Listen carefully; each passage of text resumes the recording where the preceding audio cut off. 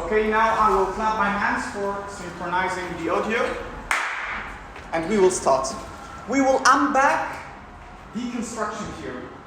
As we have seen before, there are lots of ideas concerning modernism, modernity, structuralism, and post-structuralism. In my presentation, I will try as much as possible to unpack the deconstruction, to dismantle, to deconstruct deconstruction in order for us all to understand what is this concept. Before we go on, let's be clear that there are lots of scientists, lots of theorists that see that deconstruction is not a theory, it's not an idea. It's a way of attacking the other ideas. It might seem a bit of confusion in the way that we look at it.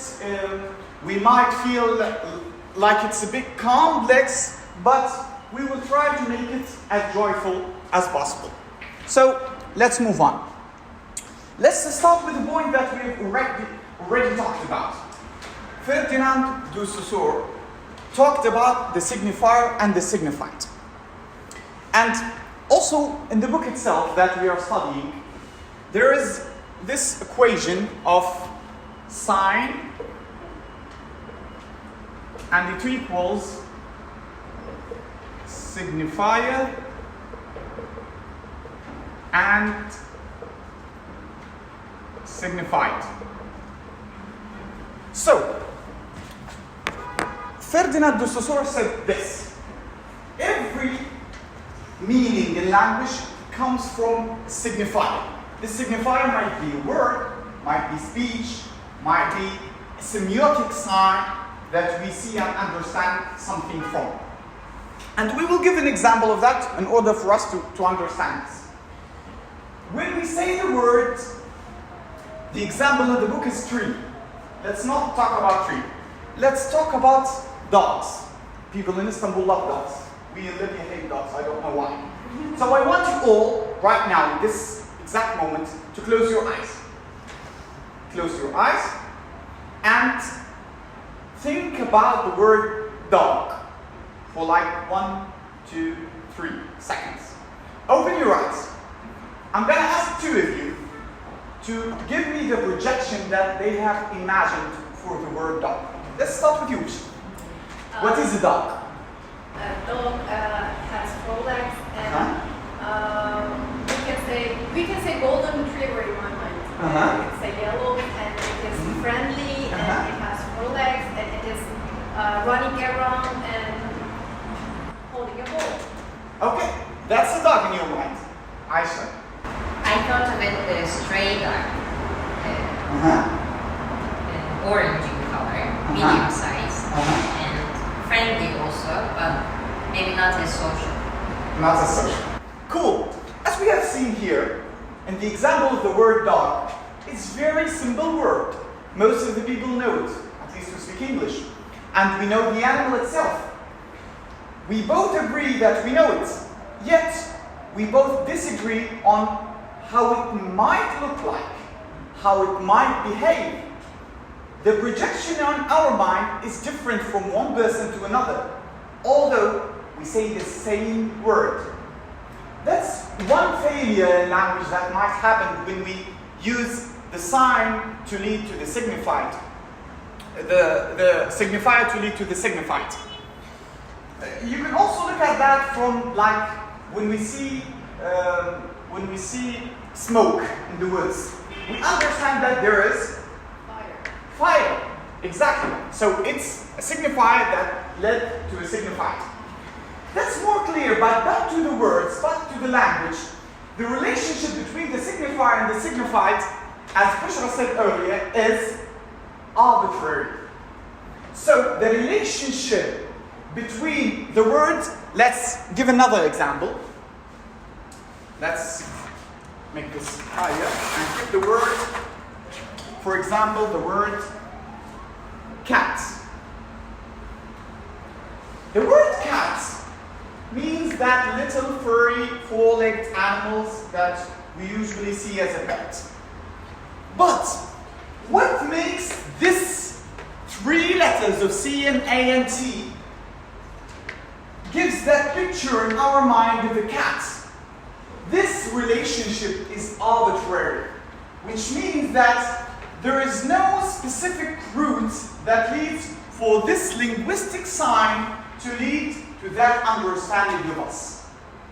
The relationship here is more of a network relationship connecting differences between different words, but we will go back to this later on in the presentation. Let's keep cat there. So, as we have said, in deconstructing theory, the concepts of signified and signified are central to understanding how language works and how meaning is constructed. A signifier is a word or phrase that represents a concept or idea, while the signified is the concept or idea itself. For example, the word tree is a signified that represents the concept of tree. The signified of tree is the actual tree itself. The arbitrary relationship we have talked about. Okay, let's look into another thing and let's make it even more practical. There is something that is called a rhetoric triangle. Does anyone know what is the rhetoric triangle? The rhetoric triangle is very simple. It says, like, in language we have this triangle. It has here the writer or author, here the text, and here the reader. Okay, let's talk about literary criticism.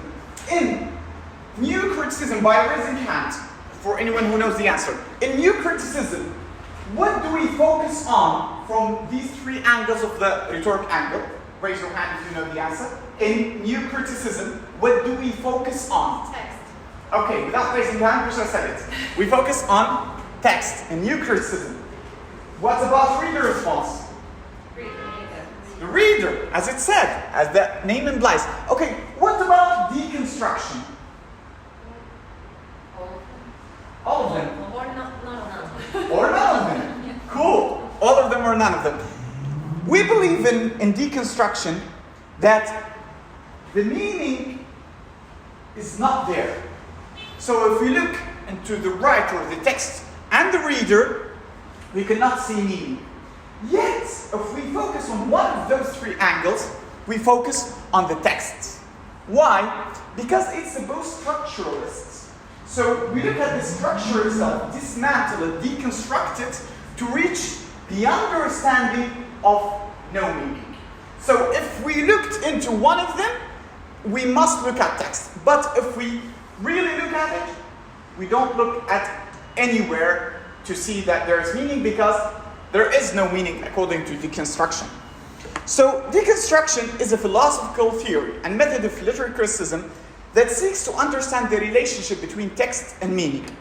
It was developed by Jacques Darrida, the French philosopher, in the 1960s, and has since had significant impact on the fields such as literary theory, philosophy, and cultural studies. The relationship between it and language is that deconstruction challenges the notion that language is stable and the objective system of communication. Instead, it argues that language is inherently unstable and that meaning is always deferred, postponed, through a process of endless interpretation. This means that any text can be read in multiple ways and there is no one definitive interpretation. So this is Jacques Derrida, as you can see. He says that deconstruction theory is a critical approach to language and meaning that seeks to expose the underlying power structures and ideologies that shape our understanding of the world. It's based on the idea that language is not a neutral tool for communication, but rather site of struggle over meaning and power. You must understand, when studying Jacques Derrida, that he was a son of a culture that he felt inside that he was undermined. Jacques Derrida was born in French Algeria in the beginning of the 20th century, 1930, I believe. When he was born, he was a Jew, French colonizer, living in the colonized country of Algeria. The resistance in Algeria was more of a cultural than just with weapons and jihad. So, what he sensed that he was abnormal in Algeria. He was looked upon as less. So this way of thinking developed into his critical theory of deconstruction. he, after that, went to France itself, completed his studies, and showed deconstruction as it is. It was very popular at his time. The theory of deconstruction reminded me of this picture. Do you know what this is? Delicious meal. Is it? This is what the artificial intelligence showed when I said that I want a picture of bones in rice. So I don't think that it is a meal. It's more of bones on rice. There is a saying in Libya.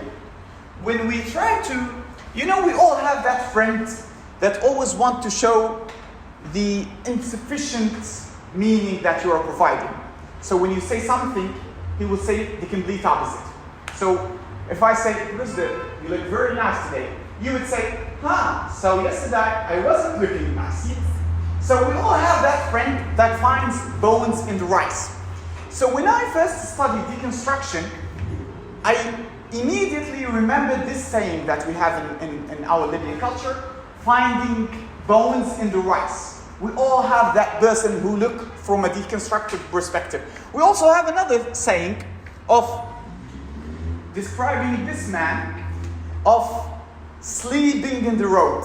We say that someone is راقد بالأرض in our Libyan accent, which means that he's completely sleeping in your way, showing that you can't go from this path, although it is your path and you may go from it. But deconstruction is almost like sleeping in the way of the meaning, so it can't move on. Deconstruction language, according to Jacques Darrida. Language as a system, according to Darrida, is a system of signs and symbols that are arbitrary and unstable, as we have talked about, and that meaning is always deferred and never fixed. He also speaks about one major issue. He, and also Ferdinand de Saussure, which is binary oppositions. Derrida critiques the idea of binary oppositions in language, such as good and evil, male or female, arguing that they are not fixed and that one term is always privileged over another. Okay, let's look into many terms here. First is binary. Derrida argues that we look into language from a binary perspective, seeing word and its opposite.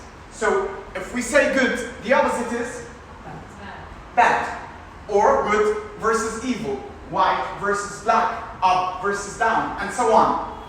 This binary connection Derrida shows makes us look into more prejudice idea about language itself. So we prefer a notion over another. He also here introduced another term, which is différence or différer. If we have the book and we look into page of looking at signs, wait a minute. The concept of différence in page 114, it says that the word itself is derived from the word, a French word, différer, meaning to defer, postpone or delay, and to defer, to be different from. Derrida deliberately coins his word to be ambiguous, taking on both meanings simultaneously. On the opposite page, we see, never can we state text's definitive meaning because it has no one correct or definitive interpretation. No longer can we declare one interpretation to be right and another wrong, because meaning in a text is always elusive, dynamic, or transitory. What we understand here is when he said that there is this binary relation, he looked into this network that we have previously talked about. The word cat, for example, we can't understand why this word refers to the exact animal that we think of unless we see it inside the network. So cat is an animal, right? And it's also furry. And it's also pet. And we can move on. Pets might contain dogs. Dogs might be harmful or also predator. We can complete this network to combine a whole language using the network of binary connections between words and their difference to show the relationship between words that gives the meaning. So Jacques Derrida says that the meaning itself cannot be given unless when we see the concept or the word with relationship to other words. When you compare and contrast. When you compare and contrast, exactly. So when we look into a word in language without knowing any other word, we cannot know what its meaning unless we say that cat is not a dog and dog is not a bear and so on. So we have to understand the relationship between words in order for us to understand the meaning and the concepts behind words themselves. So here, Jacques Derrida says that the relationship here is intertextual. So this intertextual relationship gives words their meanings. So the meaning is not in the word itself. The meaning is in the relationship between one word and another. So this is one of the major concepts said by Jacques Derrida. Also, he attacked the concept of logocentrism. You can see it in one of the headlines in the book itself by Rida. Logocentrism implies, from Aristotle until this day, that language contains the meaning in itself. Words contain the meaning in itself. As I've introduced, Jacques Derrida sees the meaning in more of the connection between words and each other. Also, this deconstruction focuses on the meaning. Derrida's construction of language reveals how meaning is constructed through a relationship between words rather than inherent in the words themselves. As I've said, he argues that meaning is always unstable and subject to change. So now comes the time for the papers. 2.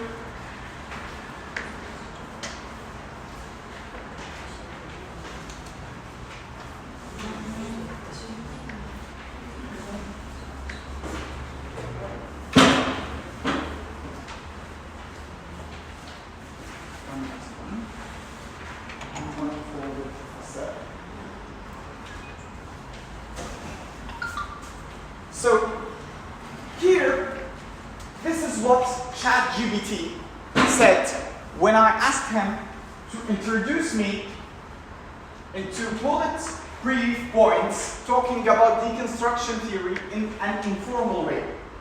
So it was prepared by ChatGPT in like 13 seconds and distributed by me, of course. What I'm trying to do here is to do a social experiment, okay? Let us all do it. I want you to draw. Right now, all of you have your papers. You can draw on the paper that I have given to you. You can draw on another clear paper.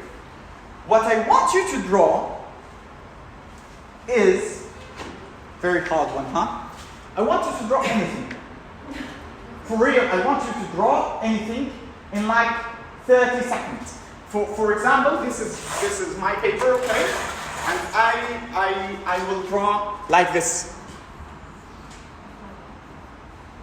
on my paper. This is my drawing. You can draw anything that you want in 30 seconds, starting from now.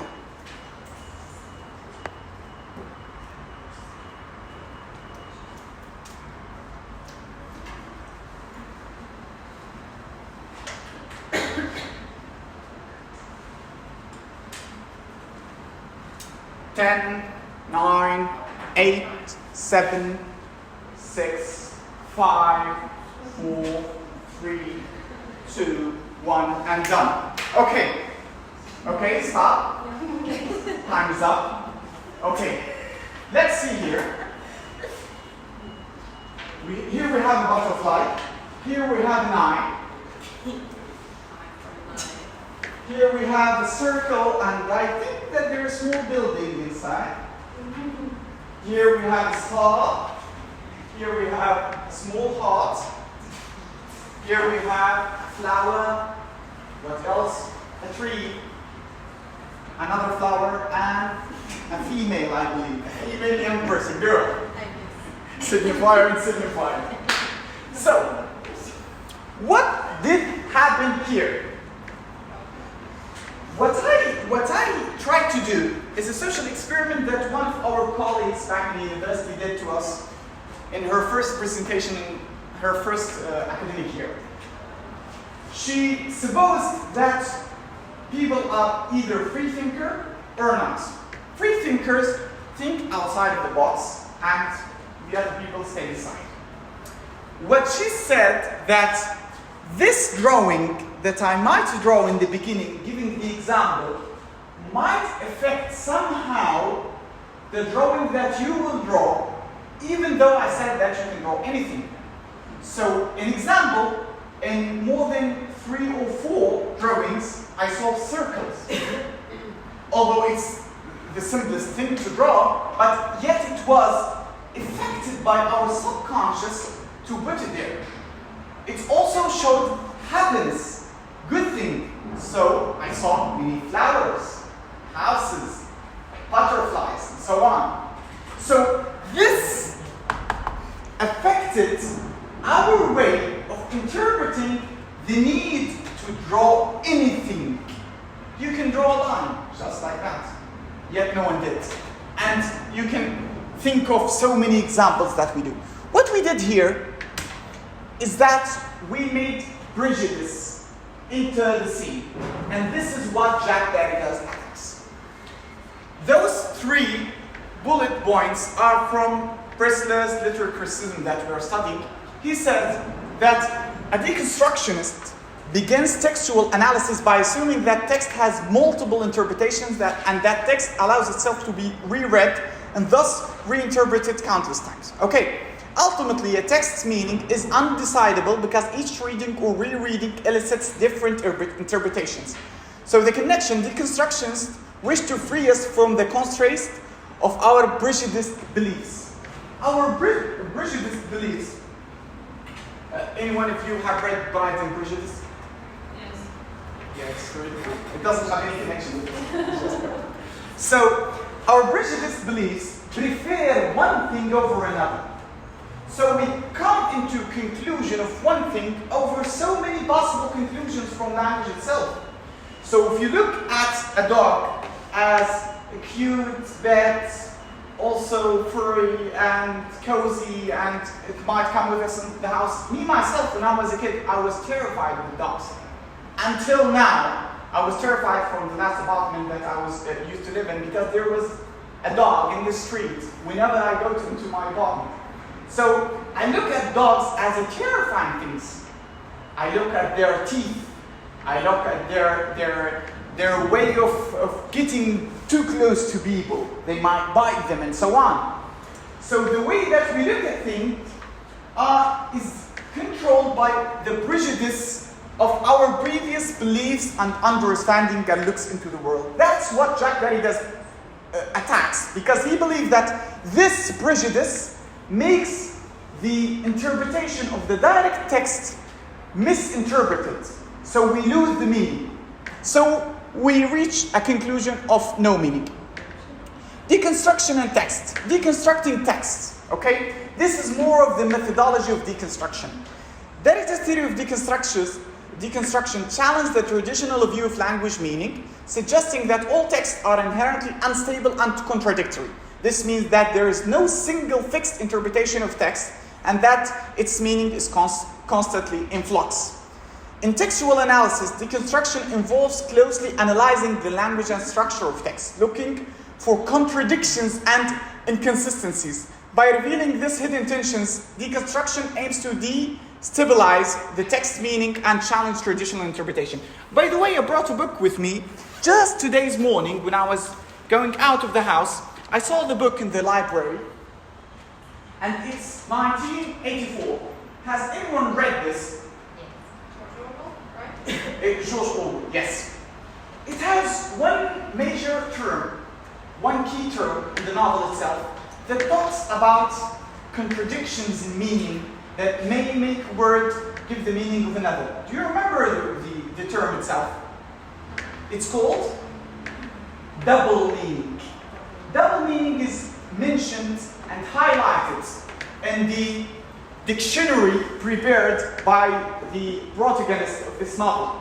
So he works on newspapers and dictionaries. So the dictionaries in the novel itself focuses on the meaning behind the words. So one meaning might give another. In our world, we see this used by media. Some people look at some people as heroes. Others see them as criminals, terrorists.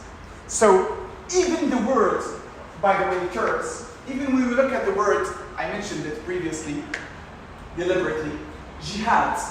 We have it in our Islamic belief. It may give a meaning for us and totally different meaning for another culture, depending on the prejudice of the beliefs that they were raised on. So this is double meaning, and this is deconstruction. In reading itself, deconstruction involves close reading, paying attention to the smallest details of a text in order to reveal its underlying assumptions and biases. This can involve looking at word choice, syntax, and even punctuation to uncover hidden meanings and contradictions. And annotation, deconstruction also involves annotation or the process of marking up a text that notes comments. This can help to identify patterns, themes within a text, as well as highlight areas of tension and contradiction. Okay, let's give another practical example. We all come here through the elevator, right? So imagine that the elevator that we are riding every day to come to the class has a sign. This sign on the door of the elevator saying this. This is supposed to be a paper. Seeing eye dogs only. By the way, this example is from Text and Context by Stephen Lin. Seeing eye dogs only. This might be on the door of the elevator. The intention of the writer of such paper is to, what do you think is the intention of the person who put that on the door? What does he want to convey? What is the message? No blind dogs allowed. What? No blind dogs allowed. Okay, that's good. That's deconstruction, by the way. But he is saying, seeing eye dogs only, which means seeing eye dogs only are allowed to enter the elevator. So what he's trying to say that other animals are not allowed, or other dogs are not allowed to enter the elevator. Yet, when we look closely, we can understand other things. Is it saying that blind people led by other people, for example, are not allowed because seeing eyes, dogs only? Is it also saying that other things, rather than seeing eye dogs, aren't allowed to enter the elevator, even blind people themselves? Also, when you look at the concept of writing a paper for blind people, so they can't read it. So who is this intended for, and what does it really mean? This is the methodology of this deconstruction. Looking closely into the text in order for us to understand as many possible meanings as possible, to lose the meaning itself and to deconstruct it. Deconstruction and meaning. Deconstruction theory challenges the traditional notion of meaning as a fixed and stable entity. Instead, it argues that meaning is constantly in flux, shaped by context, language, and power dynamics. By deconstructing text and language, we can reveal the underlying assumptions and hierarchies that shape our understanding of the world. This approach has significant implications for fields such as literary criticism, where deconstruction can uncover the hidden biases and power structures within a text. It also has broader and philosophical implications, challenging the idea of a fixed and objective reality, and emphasizing the importance of subjective interpretation and context. This is, back again, Jacques Derrida. He's philosophical between all of that. He sees deconstruction and ontology relationship. Deconstruction challenges traditional notions of ontology and the idea of a fixed, stable reality. Instead, it emphasizes the fluidity of instability of meaning and the ways in which language shapes our understanding of the world. And before we complete all of that, let me say that you cannot understand a thing without loving it. I believe that critical thinking theories are very interesting if we look at the people behind them. If we try to understand them, try to understand the culture that brought up those old ideas. And because we are talking about postmodernism, there is this quotation by Jean-François Lyotard in his book, The Postmodern Condition. He says, if we want to simplify it to the extreme, I define, saying Jean-François, I define postmodernism as incredulity, which means skepticism, towards meta-narratives. It's all about that. The narrative that we were raised upon might not be true. So we have to be as skeptical as possible. It's all about the what ifs. What if that means this? And what if it means more than this? And so on.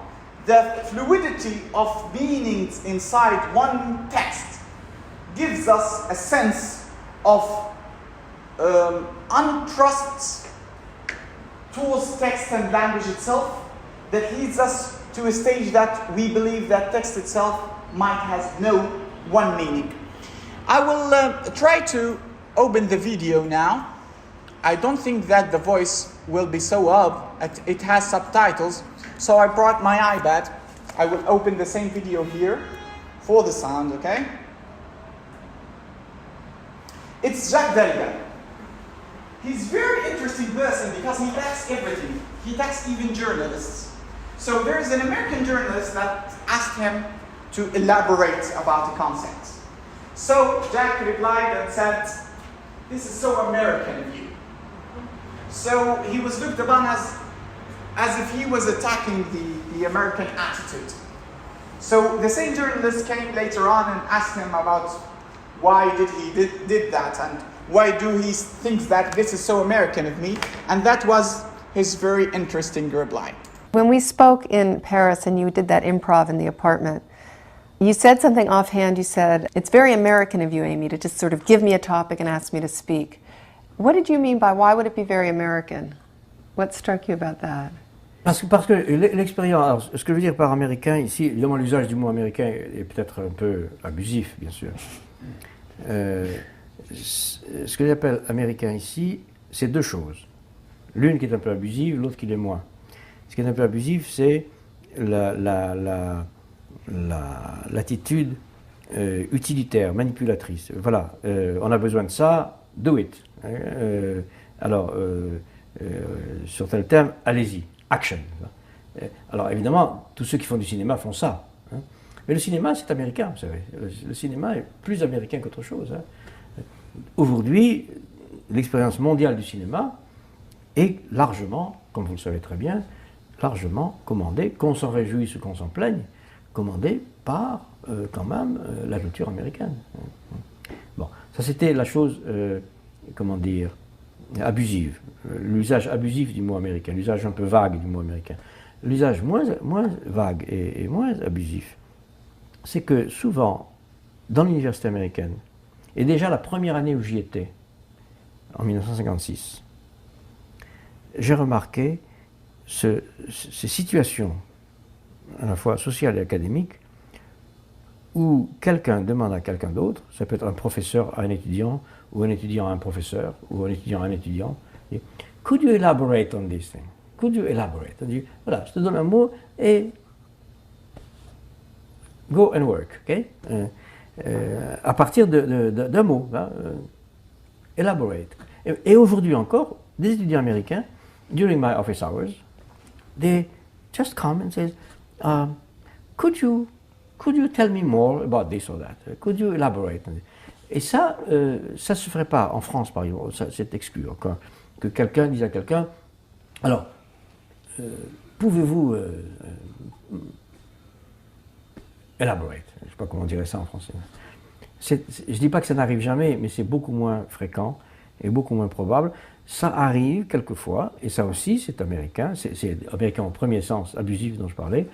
Ça arrive dans les interviews radio, télévisées, où des journalistes pressés et utilitaires, des journalistes manipulateurs, pensent qu'on peut demander à quelqu'un, parce qu'il est philosophe, parce qu'il est professeur de philosophie, de tout d'un coup parler de l'être. Hein. Comme si on appuyait sur un bouton et puis on avait a ready-made discourse on being or love. Non, I have nothing ready-made. Okay? Donc il y a un sens abusif du mot américain qui concerne toutes les attitudes cinématographico-journalistico-manipulatrices. Et puis il y a un sens plus strictement américain qui fait référence à cet usage qu'on a dans l'université de demander à quelqu'un to elaborate.